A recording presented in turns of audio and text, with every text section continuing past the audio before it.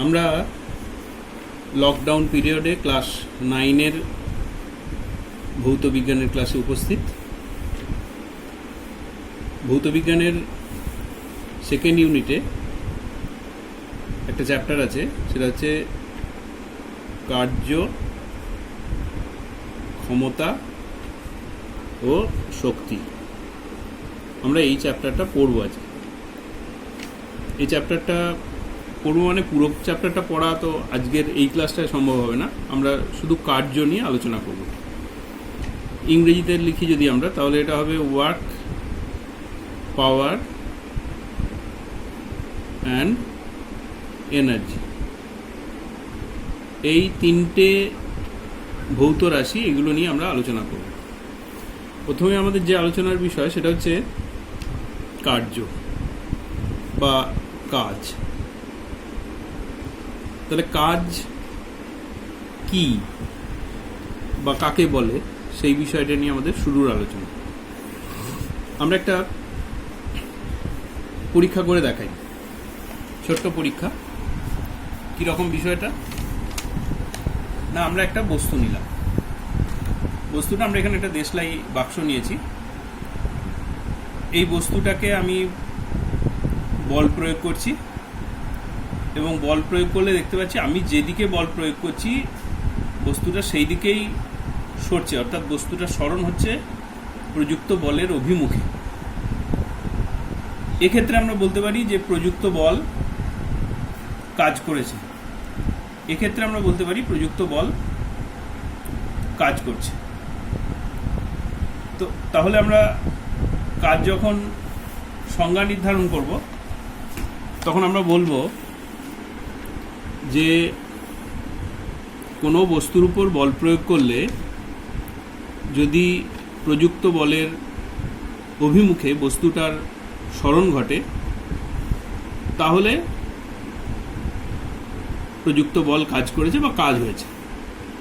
এবং এটা আমরা পরিমাপ করব কিভাবে না, কার্য সমান বল ইন্টু বলের অভিমুখে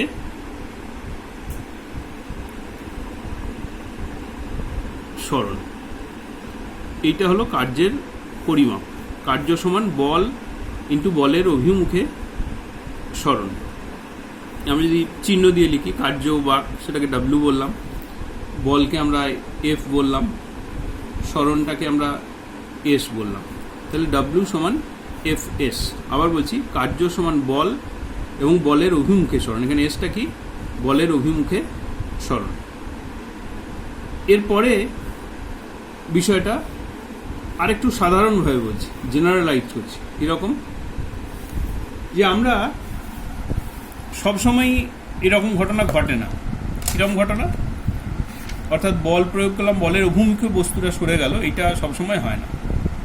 তো আমরা এখান থেকে একটা পরীক্ষা করে দেখাচ্ছি এরকমভাবে, যে আমরা একটা দেশলাই কাঠিকে দেশলাই বাক্সের সঙ্গে কোণ করে লাগালাম। তাহলে আমি দেখতে পাচ্ছি দেশলাই কাঠিটা ধরে আমি টানছি, দেশলাই কাঠিটা ধরে টানছি, অর্থাৎ বল প্রয়োগ করছি দেশলাই কাঠি বরাবর, কিন্তু বস্তুটা সরছে অনুভূমিকভাবে। অর্থাৎ আবার দেখাচ্ছি যে অনুভূমিকের সঙ্গে একটা কোণ করে আমি বল প্রয়োগ করছি, কিন্তু বস্তুটার সরণ হচ্ছে অনুভূমিকের সঙ্গে, অনুভূমিক বরাবর, অনুভূমিক দিক বরাবর। এখানে যে ঘটনাটা ঘটলো সেটা যদি আমরা লিখে দেখাই, তাহলে ছবি আঁকি। যদি আমরা দেখব, আচ্ছা আগের ছবিটা আঁকি। আগের ছবিটাতে আমরা দেখেছিলাম বল প্রয়োগ করেছিলাম এদিকে, আর সরণও ঘটেছিল এইদিকে। অর্থাৎ প্রযুক্ত বল এবং সরণ এদের মধ্যে কোণ কত ছিল, 0 ডিগ্রি। কিন্তু এখন কি হলো, এখন বল প্রয়োগ করলাম এইরকম একটা দিক বরাবর, আর সরণ ঘটলো অনুভূমিক বরাবর। তাদের মধ্যে একটা কোণ আছে, ধরুন সেই কোণটা হচ্ছে থিটা। তাহলে এইটা হলো বলের দিক, আর এইটা হলো সরণের দিক। বল এবং সরণ দুটোই ভেক্টর রাশি। তো আমরা দ্বিতীয় চ্যাপ্টারে পড়েছি, অর্থাৎ বল ও গতি, ক্লাস 9-এর বল ও গতি চ্যাপ্টারে পড়েছি যে অনুভূমিকের সঙ্গে যদি একটা নির্দিষ্ট কোণ করে বল প্রয়োগ করা হয় তাহলে এই বলের একটা উপাংশ অনুভূমিক দিক বরাবর কাজ করে। সেই উপাংশটা কত? যদি এটা অনুভূমিকের সঙ্গে থিটা কোণ করে থাকে তাহলে সেই উপাংশটা হচ্ছে এফ কস থিটা। অর্থাৎ আমরা যে ছোট্ট এক্সপেরিমেন্টটা দেখালাম তাতে এই যে দেশলাই বাক্সটাকে আমি টানছিলাম এফ বল দিয়ে, কিন্তু দেশলাই বাক্সটা সরছিল অনুভূমিক বরাবর কত বল দিয়ে? না এফ কস থিটা বল তার প্রভাবে।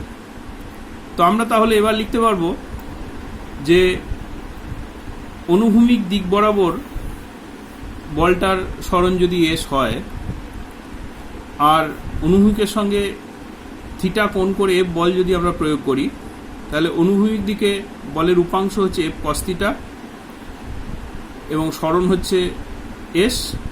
তাহলে সেক্ষেত্রে কৃতকার্য হচ্ছে F cos theta into S, অর্থাৎ এফ এস কস থিটা।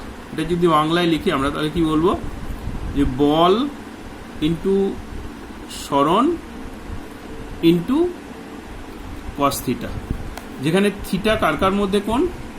না থিটা হচ্ছে সরণ ও প্রযুক্ত বলের মধ্যে কোণ। একটু জাস্ট বলি, এটা আগে বলেছি বা আমরা আলোচনা করেছি দ্বিতীয় চ্যাপ্টারে যখন বলের উপাংশ আলোচনা করেছি, সেখানে শুধু এই বিষয়টা আমি বলে যাচ্ছি যে একটা যদি সমকোণী ত্রিভুজ হয়, এই সমকোণী ত্রিভুজটার ধর এটা এ, এটা বি, এটা সি, সমকোণী ত্রিভুজটার সমকোণের ভূমি সংলগ্ন উল্টো দিকের কোণটা যদি থিটা হয় তাহলে কস থিটা হচ্ছে ভূমি বাই অতিভুজ, অর্থাৎ ভূমি এখানে এসি বাই অতিভুজ হচ্ছে এবি। এটা কস থিটা সম্পর্কে জাস্ট একটু পরিচয় করালাম। এটা আমরা বলগতি চ্যাপ্টারে যখন উপাংশ পড়েছি তখন আলোচনা করেছি, তার বেশি ডিটেলে এখানে আলোচনা করলাম না। তাহলে আমরা দেখতে পেলাম যে কাজের সাধারণ সূত্রটা হচ্ছে ডব্লিউ সমান এফ এস কস থিটা। এবার এই থিটার বিভিন্ন মানের জন্য কস থিটার বিভিন্ন মান হয়।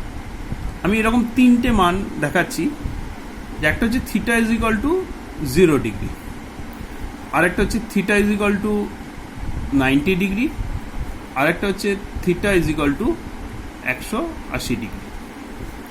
এবার যদি theta is equal to 0 degree হয় তাহলে কস থিটার মান হচ্ছে 1, আর theta is equal to 90 degree হলে কস থিটার মান হচ্ছে 0, আর theta is equal to 180 degree হলে কস থিটার মান হচ্ছে -1। এখন এই তিনটে কোণ নিলাম কেন? এইটুকু বোঝানোর জন্য যে যখন theta is equal to 0 degree তার মানে বল প্রয়োগ করছি এবং বলের অভিমুখে সরণ হচ্ছে, অর্থাৎ বল ও সরণ তাদের মধ্যে কোণ হচ্ছে তখন কত? 0 ডিগ্রি। তাহলে তখন কৃতকার্য কত হবে? না F S into cos theta মানে কস 0 ডিগ্রি, তার মানে হচ্ছে এফ ইন্টু এস। এবার দ্বিতীয় ক্ষেত্রে যখন theta is equal to 90 degree তখন কৃতকার্য কত হবে? W is equal two F into S into cos 90 degree. আবার বলছি থিটাটা হচ্ছে এফ এবং এস এর মধ্যে কোণ। তা আমরা দেখেছি কস 90 ডিগ্রি যদি হয় তাহলে সেটার মান হচ্ছে 0, তাহলে এফ ইন্টু এস ইন্টু 0, তার মানে এটা হচ্ছে 0।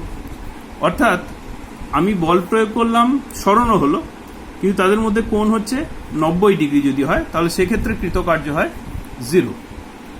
আবার theta is equal to 180 degree, তার মানে আমি বল প্রয়োগ করেছি যেদিকে, সরণ হয়েছে তার উল্টো দিকে, এরকম যদি ঘটনা ঘটে তাহলে তখন কৃতকার্য কত হবে? না F into S into cos 180 degree, তার মানে এটা হচ্ছে F into S into minus 1, তার মানে এটা হচ্ছে মাইনাস এফ এস। এই তিনটে বিশেষ কোণ নিয়ে আমি বললাম কেন, আমি এইটা বোঝাতে চাইলাম যে 0 ডিগ্রি থেকে 180 ডিগ্রি কোণের মধ্যে কৃতকার্যের যে মানটা সেটা প্লাস এফএস থেকে কমতে কমতে 0, তারপরে মাইনাস এফএস, এই পর্যন্ত এই সীমার মধ্যে কৃতকার্যটা হয়। তার মানে কৃতকার্য কখনো হয় পজিটিভ, কখনো হয় 0, কখনো হয় নেগেটিভ। এই যখন কৃতকার্য পজিটিভ অর্থাৎ বল যেদিকে প্রযুক্ত হচ্ছে সরণও সেদিকে হচ্ছে, তখন আমরা বলি যে ধনাত্মক কার্য হয়েছে বা ধনাত্মক কাজ হয়েছে। এক্ষেত্রে কার্য হয়নি, আর এক্ষেত্রে ঋণাত্মক কার্য হয়েছে। এই বিষয়গুলো বইতে আর একটু ডিটেলে আছে, সেগুলো আর একটু পুরোটা যদি একসঙ্গে পড়া হয় তাহলে, আমার এই ভিডিও এবং বইটাকে যদি পড়া হয় তাহলে অনেকটা পরিষ্কার হবে। তাহলে এইটা ছিল কাজ কি বা কাজ কাকে বলে সেই সম্পর্কে আমাদের আলোচনা। এরপরে আরেকটু কথা বলা যেতে পারে, এই ধনাত্মক কার্য যখন হয়েছে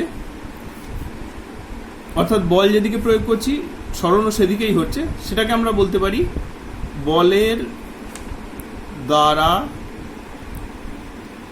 কার্য।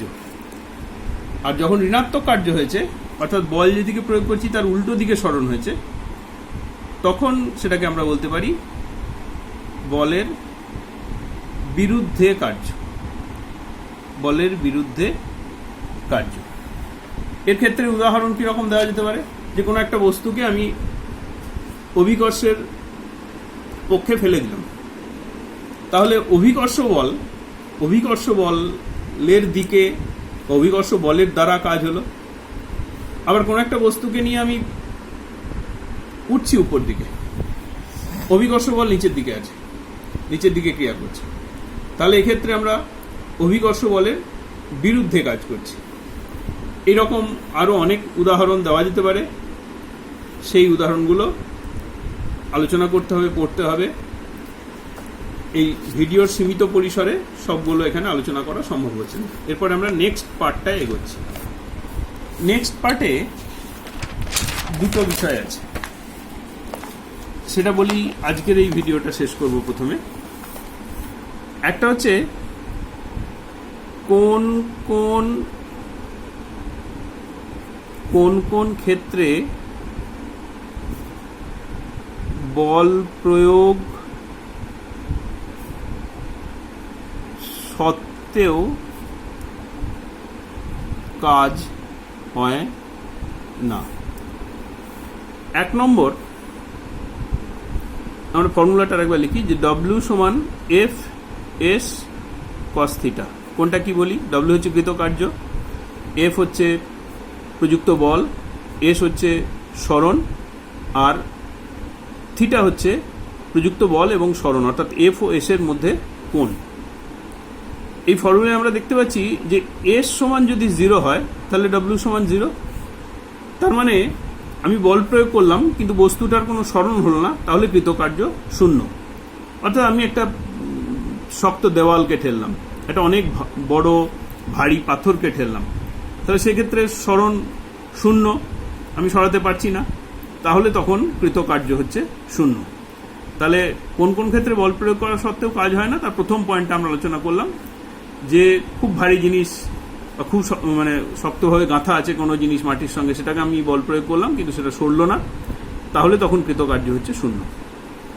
আর 2 নম্বর বিষয়টা খুব ইম্পর্টেন্ট, সেটা হচ্ছে যে বল প্রয়োগ করছি, সরণও হচ্ছে, কিন্তু তাদের মধ্যে কোণটা হচ্ছে 90 ডিগ্রি, থিটা 90 ডিগ্রি। এটা আমরা আগেও দেখিয়েছি যে W সমান এফ এস কস 90 ডিগ্রি। তাহলে এটা হচ্ছে F into S into cos 90 ডিগ্রির মান 0, তাহলে কৃতকার্য 0। অর্থাৎ প্রযুক্ত বল এবং সরণ তাদের মধ্যে কোণ যদি 90 ডিগ্রি হয় তাহলে কৃতকার্য 0 হয়। এটা কীরকমভাবে উদাহরণ দেওয়া যেতে পারে, যে কেউ একটা স্যুটকেস হাতে করে হাঁটছে, স্যুটকেস হাতে অনুভূমিক তল বরাবর হাঁটছে কেউ, অনুভূমিক তল বরাবর হাঁটছে, তাহলে অভিকর্ষ বলের দিক থেকে দেখতে হবে যে অভিকর্ষ বলটা সোজা এরকম কাজ করছে আর স্যুটকেসটার সরণ হচ্ছে এদিকে। তাহলে এক্ষেত্রে অভিকর্ষ বল এবং স্যুটকেসের সরণ তাদের মধ্যে কোণ হচ্ছে 90 ডিগ্রি। অর্থাৎ এক্ষেত্রে অভিকর্ষ বল সেটা হলো কার্যহীন বল, অর্থাৎ কোনো কাজ করছে না। তাহলে এখানে একটা নতুন কথা আবার এলো যে যদি প্রযুক্ত বল এবং সরণের মধ্যে কোণ 90 ডিগ্রি হয় তাহলে সেক্ষেত্রে কৃতকার্য 0 হয়, এবং সেই ধরনের যে বল সেই বলটাকে বলা হয় কার্যহীন বল, ওয়ার্কলেস ফোর্স। আবার আরেকটা উদাহরণ দেওয়া যেতে পারে যে কোন একটা বস্তু একটা বৃত্তাকার পথে ঘুরছে, কোন একটা বস্তু একটা বৃত্তাকার পথে ঘুরছে, তাহলে এই বস্তুটা যখন ঘুরছে সে তো সবসময় স্পর্শক বরাবর সরছে, সে সরছে সবসময় স্পর্শক বরাবর। আর এই যে স্পর্শকের সঙ্গে আমি বল প্রয়োগ করছি কিন্তু বস্তুটাকে কেন্দ্রাভূমিকী বল প্রযুক্ত হচ্ছে। এখানে যা আছে, ধর এটা ঢিলকে দড়িতে বেঁধে ঘোরানো হচ্ছে, তাহলে আমাদের আঙুলে আমরা দেখতে পারি চাপ পড়ে। তা আমি বল প্রয়োগ করেছি কেন্দ্রাভিমুখী বল, অভিকেন্দ্র বল, এবং তার সরণটা হচ্ছে এদিকে, তাহলে তাদের মধ্যে কোণ সবসময় কত? 90 ডিগ্রি। তাহলে এক্ষেত্রেও আমি যে বলটা প্রয়োগ করেছি সেই বলটা হচ্ছে কার্যহীন বল। তাহলে আমরা এই বিষয়টাকে আরেকবার বলি যে কোন কোন ক্ষেত্রে বল প্রয়োগ করা সত্ত্বেও কাজ হয় না। দুটো ক্ষেত্র, একটা হলো যখন সরণ 0, তাহলে সরণ 0 হলে কৃতকার্য 0, আর 2 নম্বরটা হচ্ছে বল প্রয়োগ করছি, সরণও হচ্ছে, কিন্তু তাদের মধ্যে কোণ হচ্ছে 90 ডিগ্রি, তাহলে কৃতকার্য 0। এবং এই ক্ষেত্রটাতে যে বলটা আমি প্রয়োগ করছি সেই বলটাকে আমরা বলছি কার্যহীন বল। এইটা ছিল আজকের আলোচনা। এরপরে আমরা আরেকটা ছোট ভিডিওতে কাজের একক, মাত্রা, এই সমস্ত বিষয়গুলো নিয়ে আলোচনা করব।